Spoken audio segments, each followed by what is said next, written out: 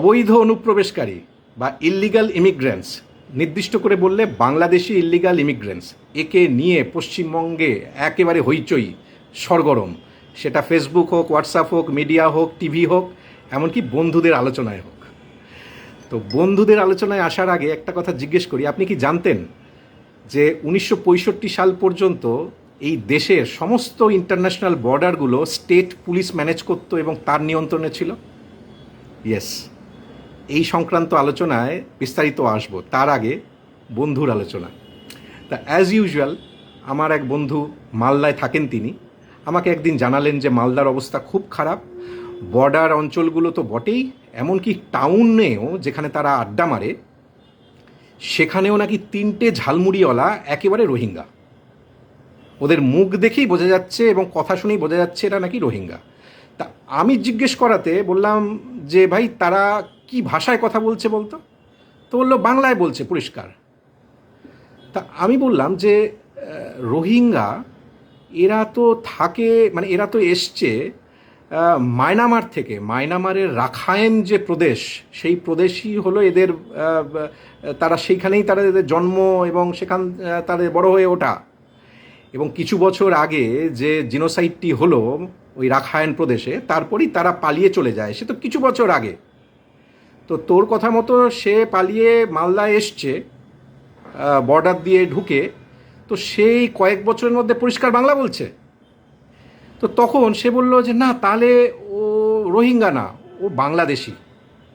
আসলে বর্ডার এলাকার যে পুলিশগুলো, যে থানাগুলো এমন পয়সা খেয়ে এইসব বাংলাদেশিদেরকে ঢোকাচ্ছে যে আর কি বলবো।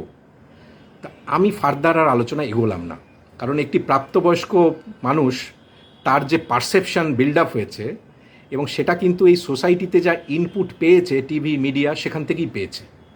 তো সেটি না চট করে বদলায় না। তা আমার মনে হলো 2-4টে কথা বলা দরকার যে এই বর্ডার সিকিউরিটি এইটা ঠিক কার দায়িত্বে এবং কিভাবে এই দায়িত্বে এলো। ভারত স্বাধীন 47 সালে হলো এবং সেই সময়ে রাজ্য কি দায়িত্ব পালন করবে আর কেন্দ্র কি দায়িত্ব পালন করবে, এইটা নিয়ে বিস্তর আলোচনা করে সংবিধানে, যেটা 1950 সালে এনাক্ট হলো, সেইখানে state list, union list and concurrent list তৈরি করা হলো। স্টেট লিস্ট মানে কি? রাজ্যের দায়িত্ব কি? State law and order, health, এগুলো স্টেট লিস্টে ফেলা হয়েছে সংবিধানে। ইউনিয়ন লিস্ট মানে কেন্দ্রীয় সরকারের দায়িত্ব কি? ডিফেন্স, বর্ডার সিকিউরিটি, এগুলো ফেলা হয়েছে। আর কনকারেন্স মানে যৌথ, সেখানে এডুকেশন এবং আরও অনেক কিছু আছে। তার মানে ভারত স্বাধীন হওয়ার পরে সংবিধান 1950 সালে সেই দিনই একেবারে সংবিধান স্বীকৃত যে ক্ষমতা দেওয়া হলো, যে দায়িত্ব দেওয়া হলো ইউনিয়ন গভর্নমেন্ট বা কেন্দ্র সরকারের হাতে বর্ডার সিকিউরিটিকে। এখানে একটা মজার ঘটনা আছে যে সংবিধানে দেওয়া তো হলো, কিন্তু সেই সময়ে দেশ নতুন তৈরি হয়েছে, অনেক চ্যালেঞ্জেস, ঠিক আছে, অনেক কিছু আমাদের বিল্ড আপ করতে হচ্ছে, ডিফেন্স সিস্টেমকে দারুণ করে সাজাতে হবে। তো ইনিশিয়ালি এই বর্ডার সিকিউরিটির দায়িত্বটা রাজ্য পুলিশগুলোর হাতে যায়, ঠিক আছে। Gujarat state police, Punjab state police, Bengal state police, তারাই এই রেসপেক্টিভ যে ইন্টারন্যাশনাল বর্ডারগুলো তারাই সামলাতো 1965 সাল, যেরকমটা প্রথমে বললাম। তাহলে কি হলো হঠাৎ? যেটা হলো 1961 সালে বোধহয় বা 62-তে যে ইন্দো চাইনা যে ওয়ার হলো, সেখানে বোঝা গেল যে না, এটা কিন্তু চলবে না, এবং তারপরই আইটিবিপি তৈরি হলো। আপনারা জানেন, ইন্দো টিবেটিয়ান বর্ডার পুলিশ তৈরি হলো, এবং তখনই কিন্তু কথা উঠতে শুরু করেছে যে বাকি বর্ডারগুলো যে এরিয়া, বিশেষত বাংলাদেশ এবং পাকিস্তান, মানে ইস্ট এবং ওয়েস্ট পাকিস্তান, এই দুটো পাকিস্তানেরই বর্ডার, এটা স্টেট পুলিশকে দিয়ে আর হবে না। কেন হবে না? তার কারণ যে স্টেটের হাতে স্টেট পুলিশকে আরও অনেক দায়িত্ব সামলাতে হয়। কীরকম দায়িত্ব? কার বাড়িতে কি ঝগড়া হলো দুটো প্রতিবেশীর মধ্যে, কোন পাড়ার গলিতে কে কাকে থাপ্পড় মারলো, কোন ধান খেতে কোন রাস্তায় কোন মহিলাকে কে শ্লীলতাহানি করলো, কে কার জমি দখল করে নিল, কে কোথায় ডাকাতি করলো, পকেটমারি করলো, এই নিয়ে এটা একটা ফুল সাবজেক্ট, ঠিক আছে? তো এর ওপরে একটি স্টেট পুলিশের এটি ক্ষমতা নেই যে বর্ডার পাহারা দেওয়ার মতন স্পেশালাইজড, ঠিক আছে, যেটি জব, সেটি স্টেট পুলিশ করতে পারবে না। তো এরকম ধরনের আলোচনা উঠতে শুরু করলো এবং সেইটা কনসলিডেটেড হলো কখন জানেন? 1965 সালে ঠিক এই একইভাবে যখন ভারত পাকিস্তানের লড়াই হলো, যুদ্ধ শুরু হলো, এবং সেখানে বোঝা গেল যে প্রচুর কিন্তু গ্যাপ ছিল ওই সিকিউরিটি, কি বলে, সিকিউরিটিতে, যেটা গুজরাট এবং পাঞ্জাব পুলিশ যে সিকিউরিটিটা, যে বর্ডার সিকিউরিটিটা দিত। তো সেটা আরও পরিষ্কার হয়ে গেল এবং বলা হলো যে না, মানে ধারণাই হলো যে এরপরে এইভাবে আর চলবে না। এবং রাতারাতিভাবে শিক্ষা নিয়ে একেবারে রাষ্ট্রপতি তার স্পেশাল পাওয়ারকে এক্সিকিউট করে রাতারাতি বিএসএফ ফরমেশন হলো, পার্লামেন্টের ছাড়াই, হস্তক্ষেপ ছাড়াই, ঠিক আছে? এবং পরবর্তীকালে পার্লামেন্টে আলোচনা হলো এবং আইন তৈরি হলো, বিএসএফের জব রেসপন্সিবিলিটিস তৈরি হলো, তাকে ক্ষমতা দেওয়া হলো এবং এটিকে হোম মিনিস্ট্রির আন্ডারে দিয়ে 1968 বিএসএফ অ্যাক্ট তৈরি হলো এবং সেখানে বিএসএফকে ফুল অটোনমি দেওয়া হলো এবং বিএসএফকে হোম মিনিস্ট্রির আন্ডারে ফেলা হলো এবং তার জব রেসপন্সিবিলিটিটা খুব সুন্দর করে কিন্তু সেখানে ওই 68 বিএসএফ অ্যাক্টের 11 নম্বর ধারাতে সুন্দর করে বলা আছে। সেটা কি আমি একটু পড়ছি। 1 নম্বর বলা আছে, safeguard the security of India's borders and prevent any kind of transborder crimes or illegal activities. এটা 1 নম্বর। 2 নম্বর, prevent unauthorised entry or exit, তার মানে illegal immigrant, of person or goods across India's border. Goods মানে এই যে গরু, ছাগল, ভেড়া, তার মানে মানুষ ট্রান্সফার এবং ক্যাটেল বা গরু ট্রান্সফার, সেটা দেওয়া হলো। এবং prevent smuggling and other illegal activities across the border, মানে এই ফ্যান্সি ডিল, নেশার জিনিসপত্র, এই সমস্ত জিনিসগুলোও বিএসএফের পারভিউর মধ্যে দেওয়া হলো। একেবারে ওই বিএসএফ অ্যাক্ট 1968 11 নম্বর সেকশন আপনারা দেখতে পারেন ইন্টারনেট থেকে ডাউনলোড করে। এবং সেই সময়ে বিএসএফকে অসীম ক্ষমতা দেওয়া হলো। কীরকম? কারণ রাজ্য পুলিশ যে এটি পারবে না সেটা দুবার অলরেডি প্রুভেন, ঠিক আছে? এবং সেটা ইন্ডিয়া চাইনা যুদ্ধের সময় বোঝা গেল, এনক্রোচমেন্টের সময়, এমনকি পাকিস্তান আর ভারত এনক্রোচমেন্টের সময় বোঝা গেল। তো এক্সট্রিম পাওয়ার দেওয়া হলো এবং সেই পাওয়ারগুলোর মধ্যে উইদাউট ওয়ারেন্ট তাকে অ্যারেস্ট করার ক্ষমতা দেওয়া হলো। শুধু তাই নয়, তাকে সিজার করার ক্ষমতা দেওয়া হলো, তাকে search operation, independent search operation করার ক্ষমতা দেওয়া হলো। মানে অনেকে বলতে পারেন কি ফেডারাল, এগুলো তো রাজ্য পুলিশের হাতে, রাজ্য পুলিশকে ডিঙিয়ে বিএসএফ, ইয়েস, এটা 15 কিলোমিটার পর্যন্ত বর্ডার এলাকায়, 15 কিলোমিটার বর্ডার পর্যন্ত বিএসএফকে এই সমস্ত পাওয়ার দেওয়া হলো, ঠিক আছে? একেবারে উইদাউট এনি ওয়ারেন্ট সে যে কোনো কাউকে সার্চ করতে পারবে, অ্যারেস্ট করতে পারবে, জিনিসকে সিজ করতে পারবে। এবং এই ক্ষমতাটা তেও হয়তো কোথাও মনে হচ্ছিল যে একটু ফাঁকা আছে, কারণ কেউ যদি অলক্ষ্যে একটু চট করে যদি ঢুকে যায়, বর্ডার পাস করে যদি 15 কিলোমিটার ক্রস করে যায়, তাহলে সেটা বিএসএফের পারভিউর মধ্যে থাকলো না, সেক্ষেত্রে স্টেট পুলিশের হেল্প নিতে হবে। তো এটিতে যাতে কোনো সমস্যা না আসে, যাতে স্টেট পুলিশেরও হেল্প না লাগে 15 কিলোমিটার পরেও, সেই কারণে 1921 সালে এই 15 কিলোমিটারটাকে বাড়িয়ে 50 কিলোমিটার করা হলো। ভাবুন, মানে এই যে দক্ষিণ 24 পরগনা, নদিয়া, মুর্শিদাবাদ, মালদা, দক্ষিণ দিনাজপুর, উত্তর দিনাজপুর, জলপাইগুড়ি, কোচবিহার, এই পুরো যে এলাকার 50 কিলোমিটার বর্ডার এলাকা থেকে ভারতের দিকে এই টোটাল এরিয়াটা পুরো বিএসএফের পারভিউর মধ্যে দিয়ে দেওয়া হলো, ঠিক আছে? অথচ ল অ্যান্ড অর্ডার কিন্তু পশ্চিমবঙ্গ পুলিশেরই। এবং মানে মোটামুটি ধরে নেওয়া যায় পশ্চিমবঙ্গ লম্বাটে একটি রাজ্য এবং যার ইন্টারন্যাশনাল বর্ডার পুরো পূর্ব পাটটা জুড়ে।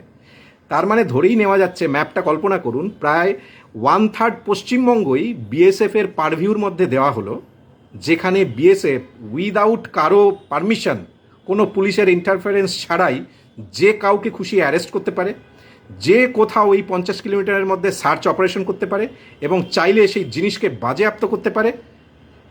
এবং এই সব কিছু করা হলো যাতে নিশ্ছিদ্র বিএসএফকে যাতে নিশ্ছিদ্রভাবে এবং সুন্দরভাবে বিএসএফ যাতে বর্ডারটাকে পাহারা দেয়। এবং এই বর্ডার অঞ্চলে যে রিভার আছে, যে ফরেস্ট ল্যান্ড আছে, উঁচু পাহাড় আছে, এই সবগুলোর জন্যই বিএসএফকে কিন্তু আলাদা করে ট্রেনিং দেওয়া হয় এবং সেটা 1965 সালের পর থেকেই হয়। এবং শুধু তাই নয়, এটা যে রাজ্য পুলিশের আন্ডার পারভিউর মধ্যে কোনোভাবেই এটা করানো সম্ভব না, তার মূল কারণ শুধু দায়িত্ব বলে নয় যে রাজ্য পুলিশকে অনেক দায়িত্ব সামলাতে হয়। আরেকটি বড় কারণ সেটা হলো যে তার কি বলে, তার ম্যান পাওয়ার, হ্যাঁ, তার ট্রেনিং পাওয়ার এবং তার যে যে ক্যাপাসিটি, যে ধরনের ধরুন অস্ত্র শস্ত্র লাগে, সেগুলো তো রাজ্য পুলিশের হাতে নেই। যে ধরনের অ্যাডভান্স টেকনোলজি, ইন্টেন্সিভ ট্রেনিং এবং স্পেশালাইজ ট্রেনিং এবং সর্বোপরি ম্যান পাওয়ার।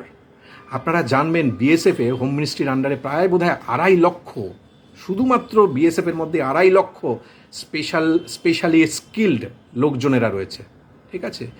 এবং তাদের হাতে, এবং তারা কমব্যাট ফোর্স।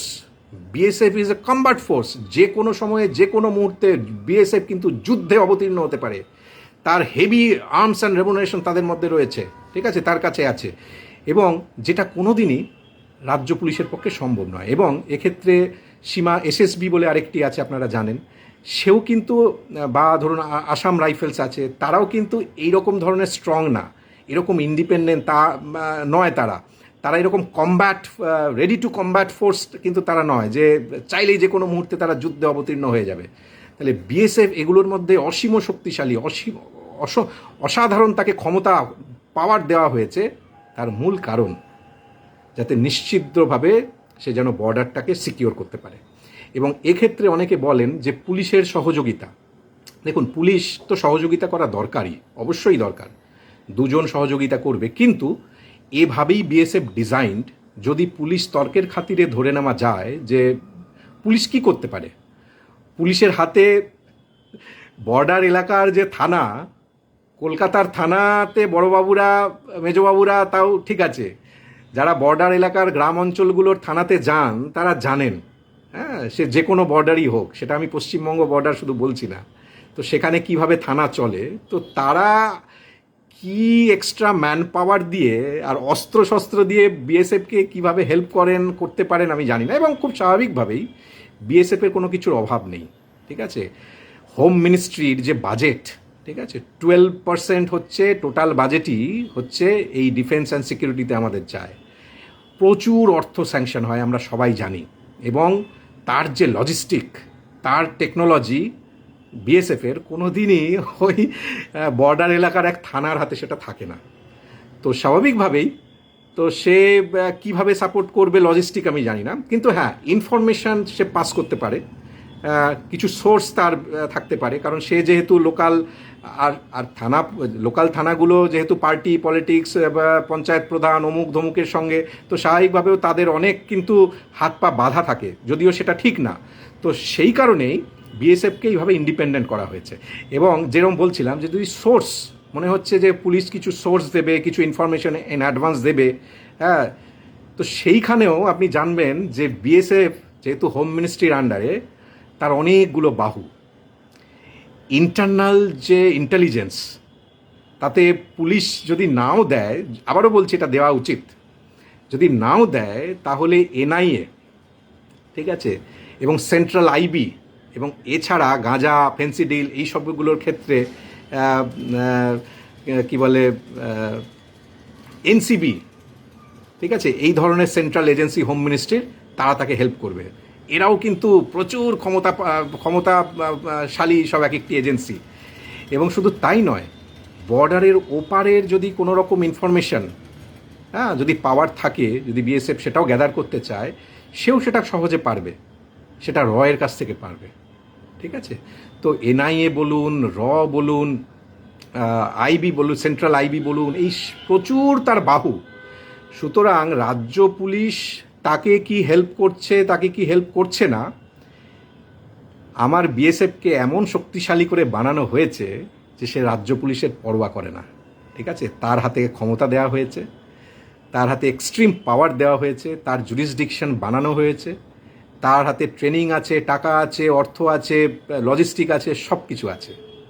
এবং আমাদের এই বিএসএফ আমার মনে হয় এই পৃথিবীর মধ্যে যে অন্যতম, যে সমস্ত সিকিউরিটি ফোর্সগুলো, বর্ডার সিকিউরিটি ফোর্সগুলো আছে, বিএসএফ কিন্তু তার মধ্যে একটি অন্যতম, ঠিক আছে? গর্ব করি আমরা বিএসএফকে নিয়ে। এবং এর পরেও যে কিছু মুভমেন্টস হয় ট্রান্স বর্ডার, সেটা নিয়ে বিস্তারিত ভিডিও আমি পরে আনবো। সেটা নিয়েও যে বর্ডারের ক্যারেক্টার কি, ইন্টারন্যাশনাল বর্ডার, এবং আদৌ কি অনুপ্রবেশ হচ্ছে কি হচ্ছে না, হলে কতটা হচ্ছে, এইটা নিয়েও পরে একটি ভিডিও করব।